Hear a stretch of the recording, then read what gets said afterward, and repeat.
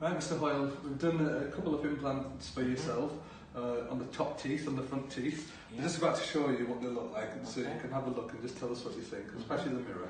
Okay, thank you.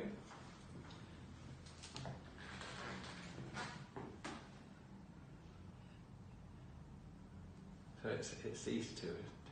Yeah. Yeah, They're the ones. that's good.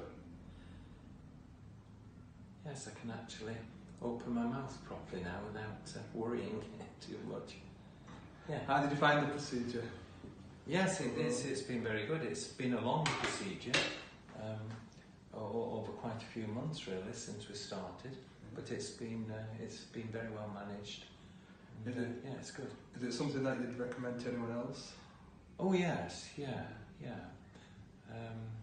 I mean, this all started out with an abscess, and it became inevitable really that we needed some replacement. And to be honest, I much prefer this than a partial denture. Yeah, you had a denture for a short while, so you know how that Yeah. was. Yeah. So Okay. it's good. Thank you.